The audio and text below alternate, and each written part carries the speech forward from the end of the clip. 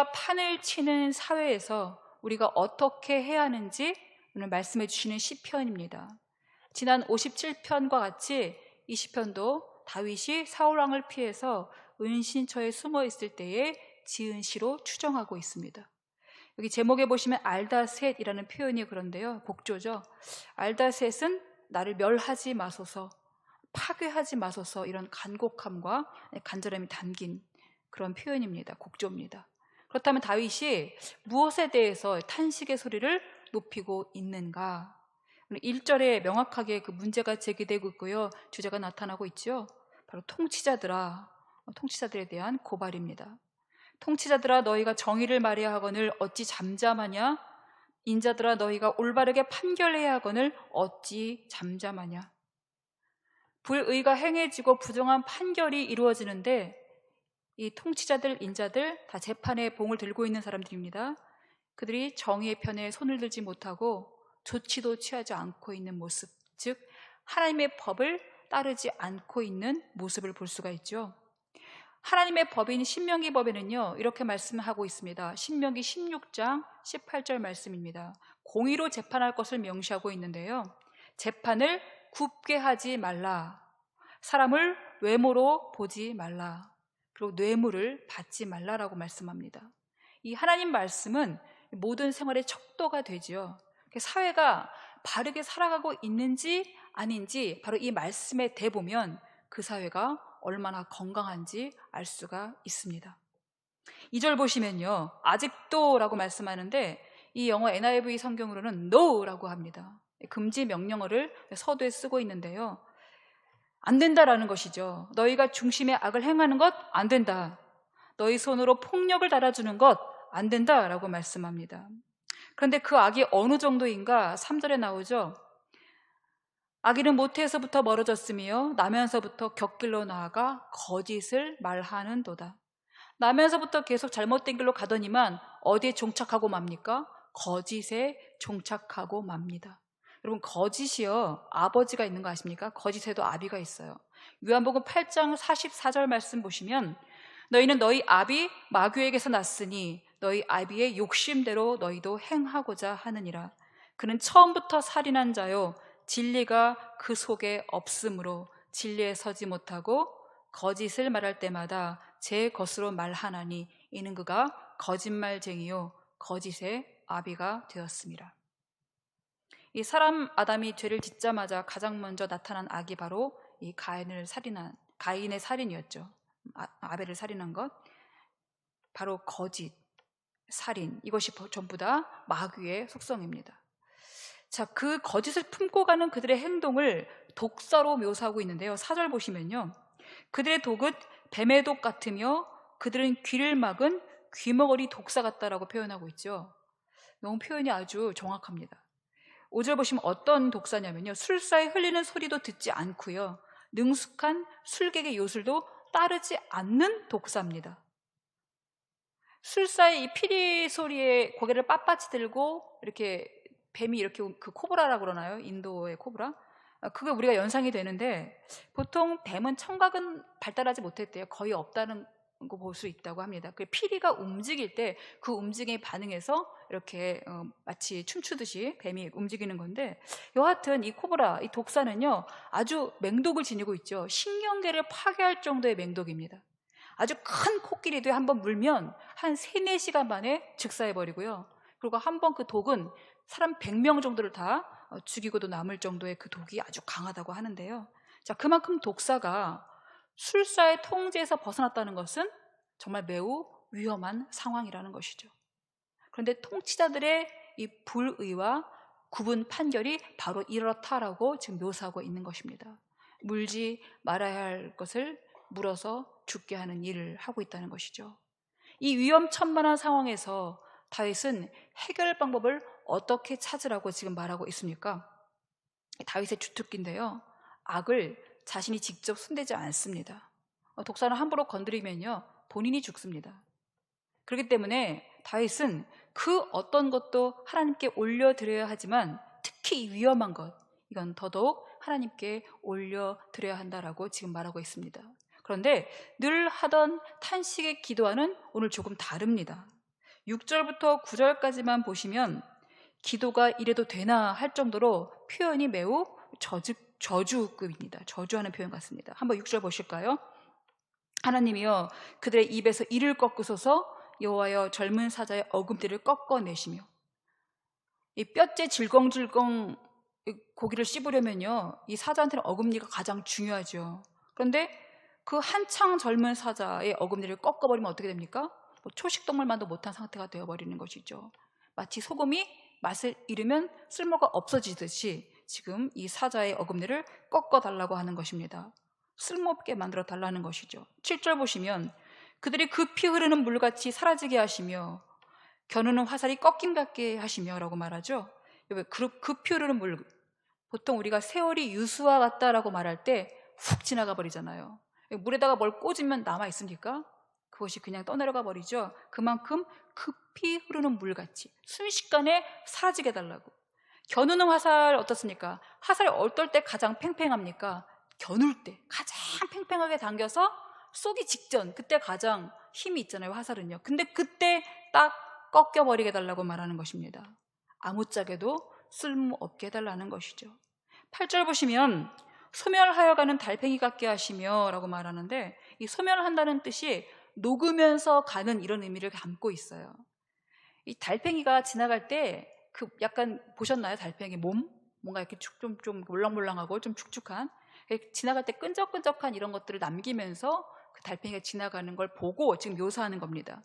끈적끈적한 흔적을 남기고 가는 것이 마치 자신의 그 몸을 다 소멸하여 없어뜨리면서 가는 그런 모습을 지금 이 시인은 보면서 악인의 모든 계획들이 이렇게 소멸되기를 기도하고 있는 것이죠. 만삭되지 못하여 출생한 아이가 햇빛을 보지 못함 같게 하소서. 참 좀 끔찍한 표현인데, 그러니까 아기가 유산되거나 뭐 사산된 이런 걸 말하고 있는데요. 악인들의 계획이 그렇게 성사되지 못하고 소멸되어 버리기를 지금 기도하는 것이죠. 9절 보실까요? 가시나무 불이 가마를 뜨겁게 하기 전에 생나무든지 불 붙는 나무든지, 불은 가장 무엇이 빨리 강한 바람으로 확 꺼트려 버려달라는 것이죠. 강한 바람으로 휩쓸려 가게 하소서. 아무 소용없게 해달라는 것이죠. 이 모든 표현이 어떻습니까? 불의한 일들은 성사되지 못하고 다 무력해지고 소멸되어지기를 간구하고 기도하는 것입니다. 근데 전체적인 의미는 알겠어요. 이 의미는 알겠고 악인들이 이렇게 다 소멸되어지고 무기력해지고 아무 힘도 못 쓰게 해달라는 걸 알겠는데, 과연 이 표현 말입니다. 표현. 기도가 이렇게 표현을 이런 식으로 해도 되는가? 우리가 기도가 중요하다, 기도를 해야 됩니다, 기도 외에는 다른 것이 없습니다, 많이 들어왔지만 이렇게 저주를 퍼붓는 듯한 이런 표현을 가지고 과연 기도해도 되는가, 우리가 매우 의문이 드는데요. 결론을 말하면 하나님께는 할 수가 있습니다. 왜냐하면 히브리서 12장 29절에는 이렇게 말씀합니다. 우리 하나님은 소멸하는 불이심이라. 하나님만이 바로 악을 소멸할 수 있기 때문입니다.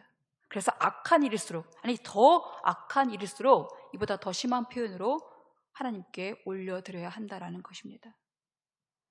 그러나 만약 이것을 하나님께 먼저 가져가지 않고 사람에게 먼저 행했을 경우에는요, 바로 이게 살인이 되고 폭력이 되는 것입니다. 바로 귀머거리 독사가 자기 마음대로 독을 퍼뜨리는 꼴이 된다라는 것이죠. 우리가 시편 말씀을 묵상하는 이유도 바로 여기에 있습니다. 사실 우리 마음 깊은 속은 어쩌면 이보다 더 심한 표현을 하고 있을지도 모른다는 것이죠. 자기만 알죠. 하나님은 우리가 속말이나 또는 이미 먹은 마음까지도 전부 다 아시는 분이기 때문에 그걸 다 하나님께 내어놓고 기도하는 것이 매우 중요하다는 것이죠. 바로 그것이 자복이라고 하는데요, 감추고 싶은 죄도 다 드러내는 것입니다. 사실 이것이 쉽지 않아요. 여러분, 감추고 싶은 죄를 다 드러내놓고 하나님 앞에 서는 것도 쉬운 일이 아닙니다. 내가 그 정도까지 고상치 못한 사람은 아니라고 생각하기 때문이죠. 하나님 앞에 너무나 우리가 정장의 옷을 입고 설 때가 많다는 것이죠. 그러나 다윗은 어떻게 합니까? 그렇게 음란하고 끔찍한 범행을 저지르고, 사실 왕이기 때문에 충분히 감출 수도 있고 하나님께 계속 부인하고 죄를 약간 무마시킬 수도 있지만, 그러나 어떡합니까? 그는 전부 다 하나님 아버지 앞에 가지고 나가죠. 상한 심령으로 나아간 것 때문에 바로 하나님은 그 중심을 보시고 그 기도를 흔쾌히 받아주신 것이죠. 그렇게 올려드린 기도에 하나님은 어떻게 응답하십니까? 바로 10절입니다. 의인이 악인의 보복당을 보고 기뻐하며, 증거를 보여주시는 것이죠. 악인이 당하고 있는 것을 의인의 눈에 똑똑히 보여주시는 것입니다. 저 사람이 벌 받았나 안 받았나 이렇게 궁금해하는 것이 아니라 확실하게 악인은 벌 받고 있구나, 악인은 심판받는구나 라는 것을 보여주시는 것이죠. 그 이어서 보시는 표현 보시면 그의 발을 악인의 피에 씻으리로다. 좀 표현이 정말 강하죠. 그러나 바로 이것이 속을 다 내어놓고 하나님께 기도하는 표현이라는 것입니다. 11절, 그때에 사람의 말이 진실로 의인에게 갚음이 있고 진실로 땅에서 심판하시는 하나님이 계시다 하리로다. 사람들이 하나님의 계심을 어떻게 알 수가 있을까요? 바로 악인이 톡톡히 심판받는 것을 보면서, 또 의인의 억울함이 벗겨지는 것을 통해서, 바로 세상에서 선이 이기고 악이 멸망당하는 것을 하나님께서 보여주심으로 말미암아 바로 사람들은 하나님이 살아계시구나라는 것을 알고 믿게 된다는 것입니다. 그래서 우리 믿는 자들이 바로 하나님께 기도를 올려드리는 것이 매우 중요합니다. 그러나 한 가지 기억할 것은, 내가 원수를 갚겠다고 그 원한, 속감정을 계속 쏟아붓고 마는 것은요, 그냥 기도가 아니라 한탄에 그칠 때가 많다는 것입니다. 그래서 기도의 전제가 있는데요, 기도의 전제가 첫 번째로는 바로 말씀에 의지하여 기도하는 것이 매우 중요합니다. 다윗도 이런 저주 섞인 기도를 할 수 있었던 것은요, 바로 말씀에 의지했기 때문인데요, 신명기 32장 35절을 보시면, 그들이 실족할 그때에 내가 보복하리라. 그들의 환난 날이 가까우니 그들에게 닥칠 그 일이 속히 오리로다.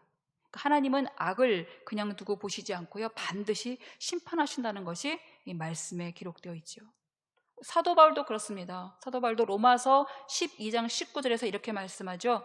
원수 갚는 것을 하나님께 맡기라 라고 말씀합니다. 그러니까 이런 말씀에 의지해서 기도할 때에 어떻게 응답하시는지도 같이 보게 되는 것입니다.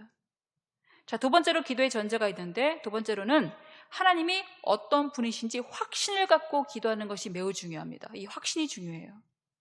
오늘 시편에서는 하나님은 어떤 분이신가를 분명하게 보여주고 있는데요, 1절에 나오죠. 바로 하나님은 정의의 하나님이시다라는 것입니다. 이 정의란 말이 표현된 부분이 창세기 18장 19절에서 처음 나타나면서 바로 아브라함, 즉 믿음의 조상 아브라함을 택하신 이유를 말씀하고 계시는데요, 창세기 18장 19절입니다.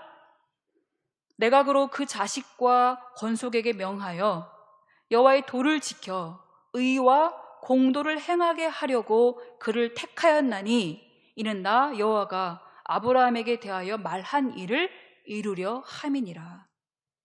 바로 이것을 시작으로 이제 예언서를 보시면 얼마나 많은 선지자들이 그 주요 골자로 하나님의 정의와 공의를 외쳤는지, 이 사회가 하나님의 정의와 공의가 이루어지지 않는 것에 대해서 얼마나 깊은 탄식을 내뱉는지를 우리가 볼 수가 있죠. 신구약 전체를 통틀어서 이 사람 살아가는 삶에서 하나님께서 바라시는 가장 중요한 삶이 있다면 바로 그것이 하나님의 공의와 정의가 구현되는 사회입니다. 바로 또한 이것이 우리 믿는 자의 사명이기도 하고요. 자, 1절 보시면은 그래서 계속 통치자들의 정의 편에서 계속 묵인하고 있는 모습이 여기 담겨져 있지요.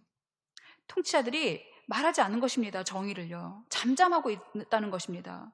불법을 행하는 자들뿐만이 아니라 사회에 불이한 일이 자행되는 것을 보면서도 이 묵인하는 것도 악이다라고 지금 분명하게 보여주고 있죠. 힘없는 사람이 이 부당한 판결을 받고 이 악한 자들로부터 폭행을 당하고 있는데도 방관하고 있는 것, 바로 이런 것이 오히려 악을 옹호해 주는 것이고요, 그 악의 지경을 넓혀주는 그런 걸음이 된다는 것입니다. 우리 누가복음 10장 30절부터 37절 정도 보시면 이 사마리아인의 비유가 나옵니다. 강도 만나서 거반 죽게 된 사람이 쓰러져 있을 때 그때 3명의 사람이 지나가죠. 하나는 제사장, 그리고 레위인입니다. 이들은 그냥 지나갑니다. 이들이 그냥 지나간 것은 2가지의 잘못을 한 것인데, 바로 죽어가는 사람을 방관한 것이고요, 또 한 가지는 강도, 짓도 방관한 것입니다. 강도, 짓을 방관했다는 것은 그것을 옹호했다라고도 볼 수 있다는 것입니다. 그러나 사마리아는 어떻습니까? 사마리아인은 세세하게 자기 경비를 털어서까지 그를 보살펴 주지요. 그의 어느 정도가 상해져 있는지 확인하고 기름 발라주고 포도주 붓고 그를 나귀에 실어서 주막으로 데리고 가서 그가 나을 때까지 보살펴 달라고 하고 내가 돌아오는 길에 다시 경비가 더 들면 내가 내겠다. 얼마나 세세하고 얼마나 지극한 돌봄입니까? 바로 이것을 예수님께서는 하나님의 자비를 베푼 모습이다라고 분명하게 정의해 주고 계시죠. 바로 이것입니다. 우리가 어떻게 이 사회에서 살아가야 될지를 분명하게 보여주시는 말씀이죠. 우리가 사회를 한번 보세요. 얼마나 부정한 일들이 많은지. 너무나 부정한 일들이 많아서 마치 누가 더 부정한가 내기를 하는 것처럼 보입니다. 얼마 전에 그 트라이애슬론 국가대표 최숙현 선수, 다 여러분 소식 아시죠? 그 젊은 자매가 죽음을 택하기까지 얼마나 많은 사람들이 묵인하고 그 일을 방관했겠습니까? 저는 다른 것보다 그 최 선수가 마지막으로 엄마에게 카톡한 그 부분이 정말 가장 저도 마음이 힘들었는데, 엄마에게 그 사람들의 죄를 밝혀달라고 카톡을 보냈어요. 그리고 그 다음에 엄마가 이어서 답을 하는 건데, 딸 전화 좀 받아봐. 그 다음에 뭔 일이야? 통화라도 해야 안심을 하지. 이 딱 세 줄이었는데요. 딸이 그 다음에 답이 없습니다. 이 엄마의 이 말 보면요, 꼭 우리 엄마 같잖아요. 우리 엄마도 딸 이렇게 말하는데, 그로부터 대답 없는 딸이 설마 죽음을 택했는지 엄마는 몰랐다라는 것이죠. 참 이것이 마음이 아픕니다. 청와대 민원을 한번 보시면요, 정말로 많은 그런 너무나도 억울한 일들이 민원에 넘쳐납니다. 호소합니다. 그걸 다 어떻게 해결해 나갈지는 모르겠습니다. 그리고 얼마나 억울한 일들이 해결될지도 모르겠습니다. 많은 사람들이 자기 손에는 마치 정의의 칼을 들었다고 생각하고 스스로 심판자가 될 때도 참 많습니다. 그러나 모를 일입니다. 그 판결봉을 든 자가 마치 술사의 피리 소리를 듣지 않는 그런 귀머거리 독사일지도 모른다는 것이죠.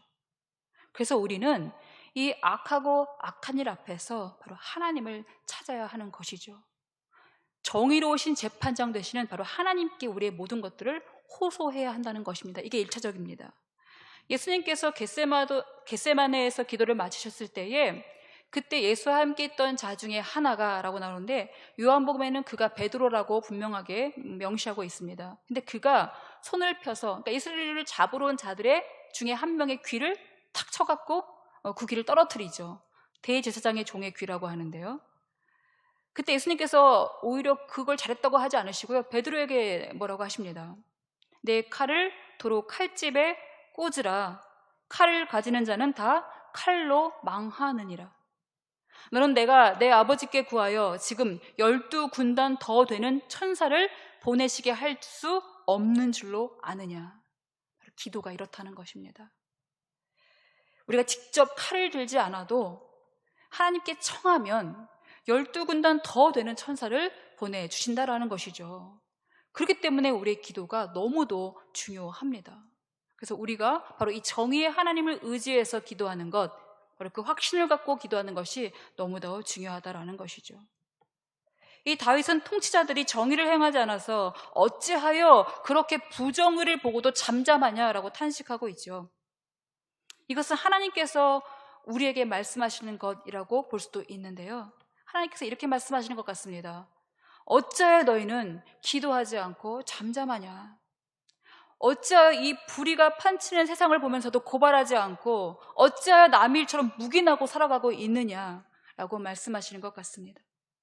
나라가 이렇게 부정부패가 심각하게 벌어지는데 귀먹은 독사가 풀린 듯이 제 마음대로 독을 뿜어대는 것을 보면서도 어찌하여 다윗의 탄식을 담은 그래 이 저주 같은 기도 하지 않고 있느냐라고 하나님께서는요, 다윗의 목소리를 빌어서 우리에게 탄식의 소리를 들려주고 계신다는 것입니다. 하나님은 다윗에 드린 이 기도가 너무하다고, 너무 또 표현이 과하다라고 뭐라고 하실까요? 아니죠. 이 기도 들으시고 반드시 악한 자를 심판하실 것입니다. 그렇다면 우리가 이 사회의 부정을 위해서 기도하지 않는다면 바로 우리의 죄도 간과하지 않으실 것입니다. 바로 아브라함을 택하신 이유, 하나님의 의와 공도를 행해야 될 그 사명이 바로 우리에게 있다라는 것이죠. 악을 심판해 주시기를 하나님께 간절히 올려드려야 될 사명이 바로 우리에게 있다는 것입니다. 이 기도를 하지 않는 것은 불의를 보고도 묵인한 그런 통치자들, 불의를 보고도 그냥 간과한 그런 판단자들과 다를 바가 없다라는 것이죠. 하나님은 이 애통하는 울부짖음은 물론이고요, 신음하는 작은 소리도 들으시지만요, 말씀에 의지해서 하는 이 기도를 정말로 너무나도 달갑게 들으신다라는 것이죠. 이걸 어찌 안 들으시겠습니까? 악에서 구하시옵소서 어찌 기도를 듣지 않으시겠습니까? 이 사회에 너무나도 불의한 일들이 정말로 많죠. 심각하죠. 내 임의대로 총칼 준비하면요, 그 총칼에 망한다라고 분명히 말씀하셨죠. 우리는 하나님께 청원해야 합니다. 그럼 하나님께서 12군단 더 되는 천사를 보내주실 것입니다. 끝없이 악이 행해지는 이곳에 하나님의 탄식도 같이 울려 퍼지고 있습니다. 어찌 잠잠하냐? 어찌 너희가 그렇게 잠잠하냐? 어찌 목숨 걸고 기도하지 않느냐? 내가 택한 너희들이 행해야 될 이 정의와 공의를 어찌 이 사회에 신뢰하지 않느냐? 라고 하나님께서 우리를 향해서 이 탄식의 소리를 담아서 외치고 계십니다.